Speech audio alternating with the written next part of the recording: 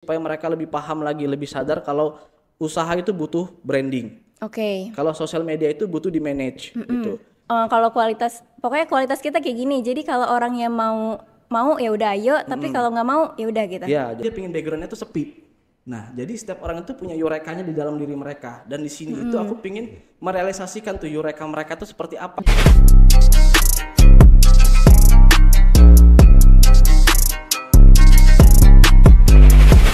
Halo Kamers, welcome back to Telekom Podcast episode 3 barengan gue Ogi dan juga Jason Budi Arianto. Oke, jadi mungkin agak asing ya sama gue, mungkin belum pernah juga ada di podcast. Jadi gue Ogi dari Ilmu Komunikasi Angkatan 2023. Jadi kali ini gue nggak sendiri karena ada narasumber juga yang keren banget, bisa kenalan ulang kali ya Kak. Di Oke. sini namanya siapa dan juga sebagai apa? Oke, halo semuanya. Nama aku Jason Budi Arianto, aku founder dari Bara Creative Studio dan juga owner dari Eureka Studio. Oke, mungkin kita ngobrol santai aja ya Kak ya, mengenai Bara Creative Studio dan juga Eureka. Dan gue sebenarnya pengen nanya mulai dari logo kali ya. Ada nggak sih filosofi logo dari Bara Creative Studio gitu? Oke, kalau logonya sebenarnya itu sederhana banget, bentuknya tulisan. Kita buat tulisan itu supaya lebih versatile kalau dipakai di Bandar Lampung. Oke. Karena menurut aku di Bandar Lampung itu bakal lebih mudah dikenali itu kalau bentuk logonya adalah tulisan. Jadi sebutannya logo type kalau tulisan itu. Terus kenapa namanya Bara mungkin ya pertanyaannya. Bara itu sendiri kita filosofinya adalah gini. Jadi aku yakin dari bara yang kecil akan jadi api yang besar suatu hari nanti gitu. Oke. Mungkin kita ke produk kali ya, produk-produk yang dihasilkan Bara kayak foto atau videografi itu apa aja sih Kak? Oke, jadi kalau kita kan menjual servis ya, jasa sebenarnya. Jadi servis yang kita lakukan itu adalah yang pertama branding. Kalau di branding itu ada logonya, ada bikin banner, ada bikin feed dan lain-lain, ada social media management juga. Jadi kayak kita bikin video-video untuk promosi dan lain-lain, ada juga after movie. Nah, jadi produk-produk yang kita hasilkan itu adalah servis kita sebenarnya. Servis Oke, kita ke klien-klien kita itu ada Phil House, ada Sabento, ada Warna Sepi, ada bermacam-macam, tapi kebanyakan di Bandar Lampung semua. Gitu. Oke, jadi itu dari fotografi bisa, videografi juga bisa gitu ya. Dan pengen nanya nih, kayak mana sih dari menghasilkan produk Bara yang berupa kreatif itu kayak proses editing atau proses gimana bisa jadi produk gitu. Oke. Jadi pertamanya biasanya kan klien datang dulu ke sini. Kita masuk ke tahap brief biasanya. Oke. Di brief itu biasanya kita pitching dulu dengan klien. Kira-kira kebutuhannya apa nih? Karena setiap brand itu kan treatmentnya berbeda-beda nih. Jadi kalau misalnya cafe itu treatmentnya pasti berbeda dengan jualan pakaian. Nah, jadi kita tahu dulu nih masalahnya apa yang dihadapi oleh klien kita. Karena tugas kita kan jadi problem solver buat mereka. Oke. Jadi kita harus memecahkan masalah mereka. Kira-kira mereka kurangnya itu di sosial medianya kah? Ataukah kurangnya di brandingnya kah? Atau butuh video promosi kah? Atau apapun. Nah, kita pertimbangkan itu semua. Kemudian kita rundingkan lagi dengan tim. Di tim itu kita sebutnya dengan tahap brainstorming.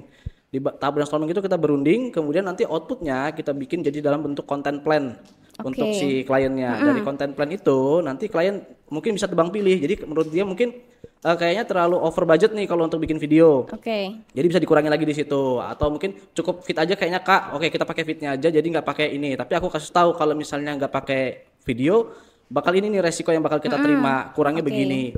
Nah, setelah plan itu cocok, fix di mereka, akhirnya kita lanjutkan lagi kita produksi. Kita produksi itu kalau memang bentuknya foto atau video, kita pakai fotografer atau videografer. Kalau bentuknya fit, kita pakai desainer. Kalau bentuknya semacam flyer, biasanya kita pakai desainer dan motion grapher. Jadi tergantung kebutuhannya sih. Setelah itu outputnya kita kirim lagi ke mereka. Setelah dari mereka cek lagi, mungkin ada revisi, direvisi sama kita, baru nanti kita upload lagi di sosial media mereka. Oke, jadi si klien ini bisa milih dan bisa apa ya kayak komunikasi ke kakaknya ini bagusnya gue gimana ya gitu. Ya, justru posisi kita di sini adalah problem solvernya mereka. Jadi hal-hal kayak gitulah yang kita bangun dengan klien gitu. Oke. Jadi kan Ogi juga udah pernah main ke sini ya kayak. Jadi dari awal masuk itu emang kayak apa nih kuning-kuning baru gitu. Terus waktu masuk ternyata ada Bara Creative Studionya dan kayak bener-bener disuguhin dengan pemandangan yang oke banget. Terus waktu naik ke atas Eureka nih, ada bener-bener kayak memanfaatkan tempat gitu loh. Jadi setiap sudutnya tuh beda dan juga ada self foto juga ya kan. Dan apa sih Kak menurut Kakak nih yang ngebuat si Bara Studio dan juga Eureka ini berbeda dengan kreatif studio lainnya gitu? Oke, kalau dari baranya mungkin yang membedakannya adalah ini. Sebenarnya nggak cuma di Bandar Lampung ya, kita juga membedakan diri dari Jakarta. Jadi aku punya teman yang dari Jakarta mau coba hire kita, cuman ada sedikit perbedaan kata mereka. Karena yang kita tawarkan itu di sini adalah apa ya, kompleksitasnya sih. Jadi fit yang kita buat atau produksi yang kita buat itu nggak bisa dikerjakan oleh satu orang. Karena ada banyak agensi, walaupun banyak agensinya bagus juga di Bandar Lampung ya, banyak agensi yang bagus di Bandar Lampung. Tapi ada beberapa agensi itu yang misalnya mau bikin video, dia nyerahkan ke videografer aja. Jadi nggak ada campur tangan desainernya, nggak ada campur tangan motionnya dan lain-lain gitu. Ada yang kayak gitu. Nah kalau kita, setiap pekerjaan yang kita buat itu ada campur tangan seluruh timnya. Jadi di situ kita masukkan desainnya, kita masukkan motionnya, kita masukkan fotografinya, kita masukkan videografinya. Jadi memang output yang kita pingin buat itu adalah output terbaik yang bisa dihasilkan dari tim. Kalau untuk baranya, jadi yang kita jual adalah kompleksitasnya kalau di bara itu. Kalau untuk Yurekanya mungkin adalah karena temanya kan colorful ya, agak sedikit berani mungkin kalau di Bandar Lampung. Karena kan kalau kita lihat beberapa kompetitor warnanya banyak yang soft-soft, yang pastel-pastel. Nah mungkin karena kita ngeliat ceruk marketnya di situ, jadi kita coba membidik pasar itu sebenarnya. Nah jadi sementara ini mungkin kita yang agak berbeda nih, tapi kan nanti pada akhirnya semua orang pasti bakal, kalau trennya begini bakal ngikutin trennya nih gitu. Nah ya mungkin untuk kitanya PR-nya adalah untuk gimana nih supaya bisa upgrade lagi ke depannya. Gitu. Selalu ngikutin trendy gitu ya mungkin. Dan Commerce ini salah satu apa nih namanya? Ini namanya salah satu space-nya namanya White Space. White Space dari Yureka nih ya. Dan gimana sih Kak kayak bisa tahu kayak ada nggak sih motivasi atau inspirasi kakak nih dari ngebangun bara atau Yureka ini dari mana dan kenapa sih milihnya tuh di bidang kreatif gitu? Jadi kalau aku sendiri kan kuliahnya memang di DKV, aku di Bandung waktu itu. Jadi pada saat itu aku kuliah di sana, aku sempat kerja juga di beberapa agensi di sana, sempat ke Jakarta juga. Cuman pada akhirnya harus pulang ke Lampung nih, disuruh orang tua pulang ke Lampung. Kita nerusin usaha orang tua dulu di sini, karena kan kita tahu lah dunia kreatif itu memang passionnya di sana, tapi kadang sangat melelahkan ya gitu ya. Jadi kita ikutin orang tua dulu maunya di sini. Setelah itu ternyata mimpi yang kita kubur itu pasti merangkak untuk keluar gitu. Jadi dia pelan-pelan keluar, pelan-pelan pingin bangkit lagi nih. Nah pada saat aku nikah dengan istri aku, akhirnya ada kesempatan nih, kayaknya aku bisa meluangkan waktu aku untuk hobi aku, untuk passion aku. Oh jadi termasuk hobi juga makanya ikut DKV juga gitu ya? Ya karena aku dari kecil sukanya gambar tuh. Gitu. Nah akhirnya kita coba kejar passion kita nih, karena mungkin menurut aku udah di tahap untuk ngejar passion nih. Kita kejar passion kita di bidang desain, kita coba bikin studio, di awalnya cuma berapa orang, cuma berempat waktu itu, sampai akhirnya bisa bertahan sejauh ini gitu. Jadi bukan langsung ke segede ini juga, ada apa namanya titik-titik merintisnya gitu ya Kak? Betul. Tapi ada nggak sih Kak? Pasti ada dong ya tantangan dalam ngebuka usaha. Pasti kan ada up and down-nya juga. Bisa diceritain dong ke kita kayak tantangannya atau up and down-nya gitu. Kalau di awal-awal itu dulu pasti nggak dapat klien karena agensi kreatif itu kan sesuatu yang sangat baru di Bandar Lampung. Belum ada yang kenal. Mungkin kalau sekarang pun ada yang tahu, 1-2 orang juga masih jarang banget yang tahu ya tentang kreatif agensi. Nah jadi zaman dulu waktu aku bikin itu nggak ada sama sekali yang tahu. Jadi aku nyari kliennya sangat susah. Jadi aku masukin porto aku masukin surat aku ke beberapa kafe di Bandar Lampung gitu. Semuanya bahkan nggak dibaca sama mereka. Tapi sampai akhirnya aku ketemu sama salah satu penjahit kebaya, Mbak Tias. Jadi dia tuh salah satu yang maestronya lah kalau di Bandar Lampung. Jadi aku nikah waktu itu kebetulan pakai bajunya Mbak Tias. Nah, aku kenal sama Mbak Tias, follower waktu itu 217.000 kalau nggak salah. Aku coba ngomong ke Mbak Tias, Mbak boleh nggak aku garap Instagramnya sebulan gitu. Akhirnya dikasih Mbak Tias dengan gratis waktu itu. Kita coba garap. Nah setelah kita garap itu ternyata kitanya dari baranya waktu itu kan masih kecil banget timnya, nggak bisa keep up tuh sama kecepatannya Mbak Tias. Namanya baru banget ya, baru kecil, tantangannya juga baru gitu kan, pressure-nya juga baru. Akhirnya nggak dilanjut sama Mbak Tias, cuman tetap kontekan, tetap berteman baik dengan beliau gitu. Nah nggak lama dari situ akhirnya dapat klien-klien lain yang lihat dari kinerja bara di Mbak Tias itu gitu. Jadi karena awalnya dari pressure segala macam, tapi ternyata dapatnya juga dari Mbak Tias itu. Betul, dapat dari Mbak Tias. Tapi kejadian itu dapatnya setelah 3 bulan, 4 bulan dari sana. Jadi di 4 bulan, 3 bulan itu kita benar-benar kosong, nggak ngapa-ngapain. Sempat ada obrolan juga kalau misalnya 3 bulan pertama ini kosong kita mau bubar gitu. Sampai segitunya ternyata tantangannya. Iya betul, sampai segitunya. Gitu. Dan mungkin kayak bisa diceritain awal kayak kenapa sih kakak berani ngambil di dunia kreatif dan bisa sebesar ini gitu? Kalau besar sih kayaknya enggak ya. Kalau menurut aku nggak besar-besar banget juga lah kita sekedarnya aja kalau di sini. tantangan aku mungkin apa tadi pertanyaannya gimana? Kayak kenapa bisa seberani ini? Mungkin kan kalau kayak kita nih masih kecil, masih mikir nanti kalau udah buka segini nih nanti balik nggak ya modalnya gitu. Iya. Jadi kalau aku tuh punya satu keyakinan, kalau sesuatu yang kita kerjakan berulang-ulang selama 1 tahun itu pasti menghasilkan. Jadi istilahnya apa ya, mulai aja dulu sih, mulai aja dulu dan kita kerjain dengan konsisten, dengan sepenuh hati, pasti itu akan menghasilkan. Walaupun tipis atau dikit, pasti dia akan menghasilkan untuk memenuhi hobi kita mungkin, untuk memenuhi hasrat kita, atau alhamdulillahnya kalau misalnya ada untung gitu ya. Itu. Ya pokoknya intinya harus berani dulu lah ya. Dulu. Oke. Dan ada nggak sih Kak tips and trick nih untuk apalagi kayak kita nih yang mau belajar dan emang apa ya, kuliah kita tuh juga ada proses editing segala macam, fotografi, videografi, dan mungkin sekarang kita kan lagi belajarnya di broadcast nih, tapi banyak juga kayak pelajaran tentang itu, tips and triknya untuk berani untuk mulai di creative agency gitu. Kalau misalnya teman-teman mau masuk ke creative agency juga, aku sangat menyarankan untuk stay di Lampung mungkin ya. Karena di Lampung itu peluangnya masih besar banget, tapi jalannya aja yang sempit gitu. Agak susah di jalannya aja, memang harus sedikit bersabar, harus sedikit bertahan di sini gitu. Mungkin 1-2 tahun lagi ketika kalian semua sudah lulus, kesadaran visual masyarakat Bandar Lampung itu udah jauh lebih baik. Jadi dengan begitu pekerjaan-pekerjaan kita yang di bidang kreatif ini bakal bisa lebih diapresiasi. Nah, mungkin dari aku tips dan triknya, yang pertama di saat kuliah ini mungkin ya, kumpulkan portofolio sebanyak-banyaknya. Portofolio itu penting banget. Kemudian yang kedua, setelah dapat klien, tingkatkan trustnya dengan mereka. Jadi jangan sampai mereka itu ngerasa setelah pakai jasa kita mereka kecewa gitu. Lebih baik mereka sama sekali nggak pakai jasa kita daripada udah pakai terus kecewa gitu. Misalnya kalau kalian misalnya mau dipakai jasanya terus kalian nggak bisa, kalian bisa naikin harganya supaya nggak jadi. Daripada setelah mereka pakai kita karena kita ngejar omset misalnya ya, terus kecewa tuh sama kita, akhirnya jadi omongan kemana-mana dan bahkan kedepannya mereka nggak pakai kita lagi tuh. Gitu. Itu yang kedua. Yang ketiganya yang paling aku saranin dari teman-teman, yang teman-teman lakuin sekarang adalah kolaborasi. Gitu. Dengan kolaborasi kalian akan membuka pintu yang satu ke pintu-pintu yang lainnya gitu. Kayak teman-teman sekalian kan tahu bara. Dari bara juga kenal sama kalian. Suatu hari mungkin aku bisa pakai Ogi untuk jadi talent gitu kan. Kak, mulai dari kuliah itu udah penting banget untuk kayak cari tahu apa ya, tentang kreatif agensinya, tentang mungkin magang kali ya, dan banyakin. Gitu. Dan bisa nggak sih Kak dijelasin tentang tema, mungkin dari white space dulu kali ya, kan ini kayak menarik dan juga mungkin di mutualan sosial media aku tuh kayak banyak yang kebara gitu, mungkin karena tadi kan Kakak bilang temanya colorful, cuman kayak bisa dijelasin lebih rinci nggak sih setiap sudutnya gitu? Jadi sebenarnya Eureka itu pengen membawa pesan ini sih. Kita nyebutnya Eureka ya. Eureka itu kan artinya seruan dari Archimedes. Jadi ketika Archimedes itu ditugaskan oleh raja untuk nyari teori gimana ceritanya ya mungkin.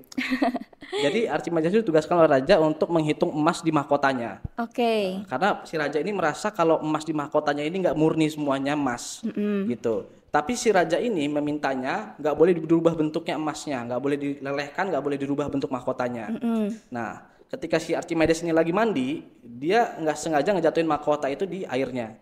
Dan saat di air itu, dia lihat kalau emas itu punya berat massa yang beda dengan benda logam lainnya. Jadi kalau emas itu tenggelam, artinya dia beratnya segitulah gitu ya. Nah, di saat itulah Archimedes langsung berdiri dengan telanjang ya, dia keluar lari sambil berseru Eureka. Jadi Eureka itu istilah aha moment yang dipakai untuk kaum intelektual. Kalau kalian dapat teka-teki ini misalnya, terus kalian ngerasa kayak jawabannya itu aha momennya itu adalah Eureka gitu. Nah, jadi setiap orang itu aku rasa punya Eurekanya masing-masing nih, punya aha momennya masing-masing. Mungkin ada yang pemalu, tapi dia pingin fotonya itu dengan kesan yang colorful, bener nggak sih? Ada yang suka pakai baju nabrak-nabrak, tapi dia pingin backgroundnya itu sepi. Nah, jadi setiap orang itu punya Eurekanya di dalam diri mereka, dan di sini itu aku pingin merealisasikan tuh Eureka mereka itu seperti apa. Kalau memang lo nya itu orangnya pendiam tapi pingin backgroundnya warna-warni, bisa ke sini. Atau kalau lo tuh rame banget tapi lo pingin kesepian, pingin sesuatu yang sendiri gitu, yang kosong, lo bisa ke sini. Nah, jadi di sini tuh kayak mau mengakomodasi segala kebutuhan orang-orang buat foto gitu sebenarnya. Jadi balik lagi setiap orang itu punya Eurekanya masing-masing. Gitu ya. Tadi kan Kakak bilang kayak kita tuh butuh kenalan dengan orang yang lain, apa maksudnya kayak di dunia mungkin sosial media gitu-gitu. Tapi penting nggak sih Kak sosial media dalam ngebuka usaha apalagi di bidang kreatif gitu? Untuk dewasa ini itu 100% sangat penting menurut Oke. aku gitu. Pertama mungkin karena kita bisa lihat dari biaya. Kalau kita ngomong angka ya, misalnya 300.000 kita bisa cetak berapa brosur sih sekarang gitu. Oke. Dan sebarinnya butuh biaya lagi kan, butuh kalian panas-panasan dan lain-lain. Kalau di sosial media dengan 300.000 kalian bisa nge-reach 30.000 orang. Oke. Gitu. Jadi jomplang banget, jauh banget.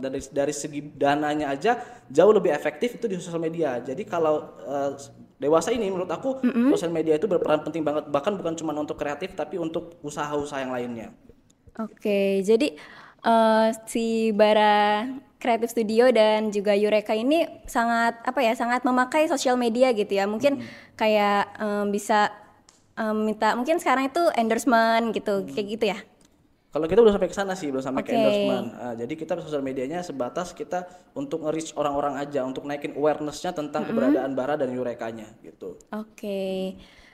Kita kan tadi udah ngobrol-ngobrol tentang tema atau tentang ini, tapi kan di sini ada juga self photo ya Kak ya. Iya. Jadi itu tuh mungkin buat orang yang tadi kata Kakak Eureka-nya mungkin dia sepi, cuman dia pengen yang apa sih colorful. Dan jadi itu tuh temanya self photo itu jadi bener-bener nggak ada orang, jadi di studio sendiri gitu aja ya. Oke, ya jadi dia itu private gitu. Jadi yang motonya adalah diri dia sendiri, dia bisa jadi siapa aja di dalam situ, bisa malu-maluin banget, bisa jadi pokoknya bisa jadi orang yang berbeda di dalam situ, sendirian dianya gitu. Oke. Tadi kan juga kita udah bilang kalau si Bara Creative Studio ini ada di fotografi dan juga videografi. Tapi bisa nggak sih Kak kayak di luar dari studio ini gitu, kayak kita mau sesuatu yang berbeda nih Kak, misalnya mau pre-wed mungkin di pantai gitu, tapi pakai jasanya si Bara Creative Studio gitu. Oke, jadi kalau untuk wedding dan pre-wedding dari kitanya masih membatasi nggak ke sana. Oke. Karena ini semacam kode yang tidak tertulis lah. Jadi kan wedding dan pre-wedding itu kan pekerjaannya fotografer dan videografer wedding. Iya. Sedangkan kalau kita kan memang fokusnya di branding, Oke. di sosial media, di UMKM. Nah, yang kita kerjakan itu sejauh ini adalah selama nggak keluar dari sini ya, itu adalah mengerjakan branding. Jadi yang urusan dengan after movie, Oke. dengan desain dan lain-lain. Kalaupun ada pre-wed itu pun kita ambil ketika orangnya datang ke sini. Gitu. Jadi kita nggak keluar untuk nyari tempat private itu enggak gitu memang. Kalau tadi kata Kakak kayak Phil House itu berarti tim Baranya ke sana gitu ya? Ya, jadi kalau kayak Phil House itu pekerjaan yang kita juga kaget pertamanya, kita kira itu bar bukan klub malam. Oke. Ternyata klub malam. Kebetulan di teman-teman juga jarang banget nih ada yang minum. Jarang juga yang rokok. Jadi benar-benar anak-anak baik ya bara itu ya. Nah, jadi benar-benar anak-anak baik. Nah, kaget banget tuh dapat kerjaan itu. Kita udah di-link, ternyata itu adalah klub malam. Pertamanya kita pikir bar. Setelah kita ke sana, jadi ada beberapa orang yang harus tag ke sana. Kebetulan videografer kita perempuan, akun eksekutif kita perempuan. Jadi 2 perempuan ini harus pergi malam-malam untuk dugem. Untuk nge-tag sih, bukan untuk dugem, sorry. Jadi jam 1 malam berangkat, jam 3 pagi baru balik gitu biasanya mereka. Itu setiap hari Rabu biasanya. Tapi itu bisa mungkin kayak kalau tempat-tempat yang lain pengen pakai jasa bara gitu bisa? Bisa banget. Mungkin kita bahas ke kreatif agensinya Bara lagi nih ya.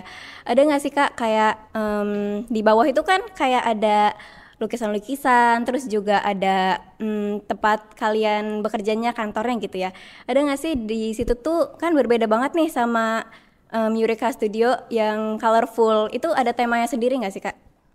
Kalau bara itu lebih ke tempatnya memang kita bikin apa ya, supaya mudah ngejangkau semua mejanya aja sih. Jadi nggak ada konsep yang khusus banget, nggak ada di bawah itu, cuma kaca-kaca aja udah gitu aja sih. Oke, gitu. biar nyaman aja. Biar nyaman aja kerjaannya. Kita mungkin kayak pengen nanya tentang editing kali ya. Ke editing itu kalau di Bara itu prosesnya tuh gimana sih Kak agar kayak jadi produknya gitu?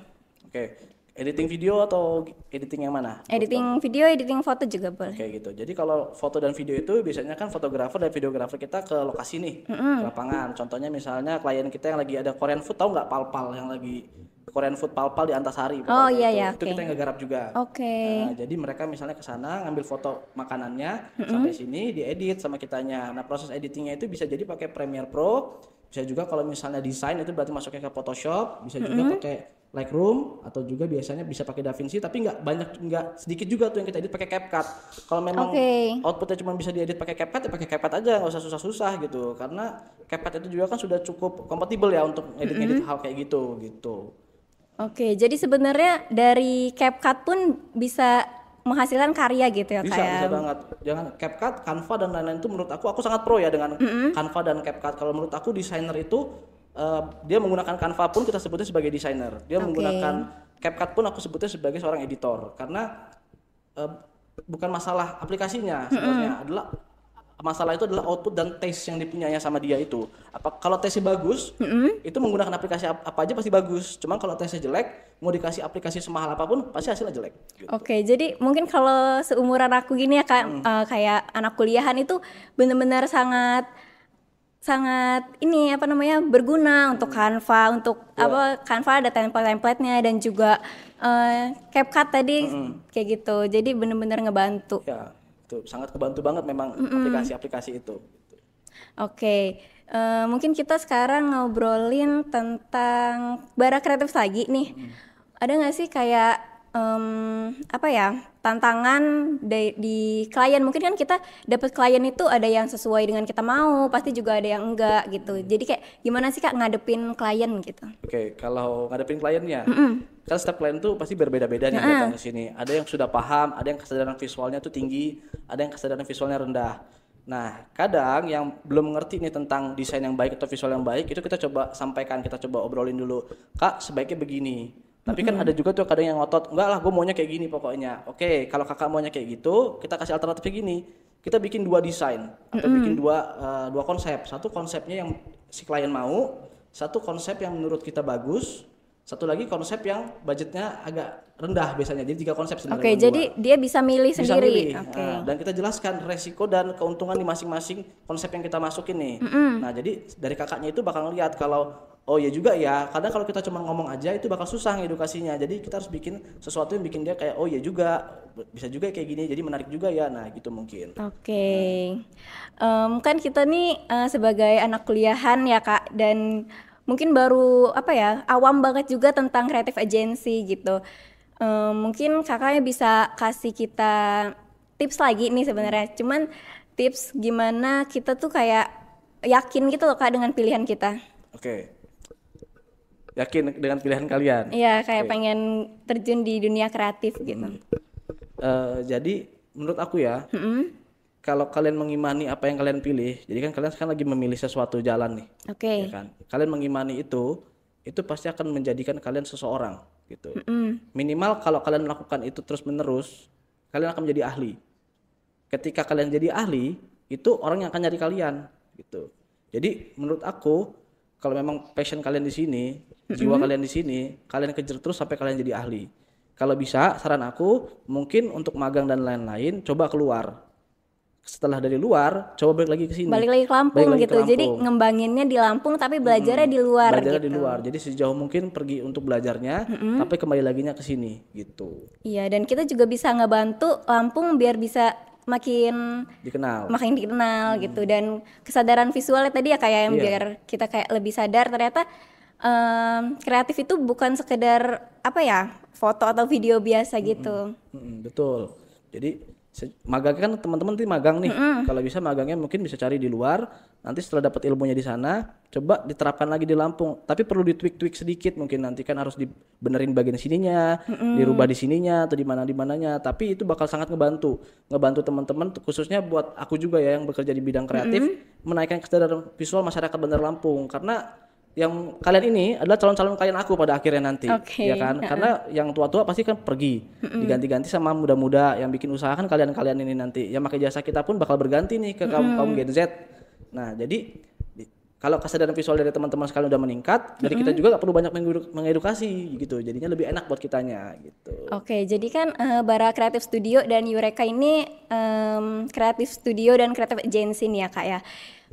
Untuk pasarnya sendiri nih, Kakak itu lebih ke anak muda kah, apa orang tua atau gimana? Kalau di awal, dulu kita ngebidiknya itu sebenarnya ke UMKM. Oke. UMKM. Jadi kita membidiknya ke menengah ke bawah kalau dulu di awal-awal. Karena kita tahu perputarannya lebih cepat di situ. gitu. Jadi kita pasang harga waktu itu sangat murah. Sangat murah banget, pokoknya murah bener. Nah, tapi ada satu klien yang masuk ke kita waktu itu. Kemudian dari sanalah kita pelan-pelan naik sebenarnya. Jadi pelan-pelan harga kita naik. Nah, sampai sekarang ini akhirnya kita ada dapat sweet spotnya di harga itu. Nah, jadi kita bisa mengkurasi klien kita dari harga. Jadi kalau kita sudah ada yang nanya ke kita dari Bara, Kak, kalau social media management berapa harganya? Kita ajukan harga, kalau dianya mundur, artinya nggak cocok sama kita nih. Nah, tapi kalau dia nerima dengan harga segitu, artinya biasanya levelnya itu sudah berada di tempat orang yang mengerti tentang visual biasanya. Jadi kita nggak banyak mengedukasi juga ke merekanya. Nah, jadi biasanya kita mengkurasi orang-orangnya dari harga dulu pertamanya gitu. Oh, jadi kakak tuh lebih mementingkan awal nih kuantitas atau kualitas dulu sih, Kak? Kualitas dulu kalau kita. Oke, kualitas dulu. Jadi kalau pokoknya kualitas kita kayak gini. Jadi kalau orang yang mau ya udah ayo, tapi kalau nggak mau ya udah gitu. Ya, jadi kayak gitu. Jadi mereka udah paham nih kalau mau ikut Bara, artinya dengan kualitas segini, harganya segini, terus juga ngikutin kitanya dengan konsep yang kita punya nih gitu. Nah, jadi mereka udah kekurasi di situ. Jadi nggak datangnya kita tuh bukan orang yang ngotot pingin gini enggak iya, gitu. Iya. Dan mungkin kita udah mau selesai nih, tapi aku ada satu pertanyaan kayak apa sih visi misi dari Bara Creative Studio atau Eureka ini di awal gitu? Oke, kalau visi dan misinya mungkin jadi satu aja visi misi ya. Walaupun itu kan berbeda artinya, tapi jadi satu aja. Sebenarnya simpel sih dari aku. Aku dari Bandung balik ke Lampung ini ingin kesadaran visual masyarakat Bandar Lampung itu meningkat. Jadi supaya mereka lebih paham lagi, lebih sadar kalau usaha itu butuh branding. Kalau sosial media itu butuh di manage gitu. Kalau sebuah produk yang bagus itu butuh video promo yang bagus juga gitu. Kalau setiap event itu butuh after movie yang proper. Nah, jadi tujuan aku adalah meningkatkan kesadaran visual masyarakat Bandar Lampung. Prosesnya kita masih banget di awal. Jadi masih butuh bantuan dari teman-teman sekalian, teman-teman yang ada di sini, teman-teman yang menonton, dan semua masyarakat Lampung ya, apalagi kamu teman-teman Gen Z nih yang baru banget kuliah dan lain-lain, itu untuk ngebantuin kita supaya menyebarkan visi misi kita ini tentang meningkatkan kesadaran visual masyarakat Bandar Lampung gitu, supaya pada akhirnya nanti Lampung ini bisa jadi tempat yang keren banget lah secara visualnya gitu. Jadi mereka juga punya branding yang keren-keren gitu. Kemudian punya usaha-usaha juga yang di branding dengan sangat matang gitu. Nah, visualnya pokoknya appealing lah di mata gitu jadinya gitu. Oke, sekarang boleh dong Kak promosi tentang Bara Creative Studio dan juga Eureka. Oke. Jadi ada kamera atau langsung ngomong sini? Boleh nggak kamera juga boleh. Oke. Jadi buat teman-teman yang butuh jasa sosial medianya di manage, itu bisa hubungin kita di Bara Kreatif Lampung, itu di Instagramnya bara.lpg. Buat teman-teman yang pengen sel foto atau juga pengen bikin foto-foto kreatif, bisa hubungi kita di eureka.lpg gitu. Oke. Kalau mungkin kayak promo-promo atau tentang apa ya, tentang tempat itu tuh ada di sosial medianya Kak atau gimana? Gimana maksudnya? Kayak promo atau tentang tempat kayak studionya gitu, itu semuanya di sosial media jadinya? Semuanya ada di sosial medianya. Cuman kalau alamat lengkapnya mungkin bisa aku kasih tahu. Kalau untuk Eureka dan Bara itu ada di satu tempat. Jadi Bara itu di lantai satunya, Eureka itu ada di lantai 2-nya. Lokasinya ada di Jalan Imam Bonjol nomor 560 Kemiling Bandar Lampung. Kita jauh banget ya dari kota di Kemiling. Tapi teman-teman yang mau kesini kita usahakan supaya nggak kecewa, gitu aja. Oke, jadi kita udah ngobrol-ngobrol sama Kak Jason ya. Dan terima kasih banget untuk berbagi ilmunya. Juga kita udah ngulik tentang Bara Creative Studio dan juga Eureka. Dan oke, guys, Kamers jangan lupa dengerin Telekom Podcast episode-episode selanjutnya. Dan jangan lupa juga follow sosial media kita. Dan juga like, comment, and subscribe. Dan juga follow Bara di bara.lpg dan Eureka di eureka.lpg. Oke, segitu dari kita. Bye-bye.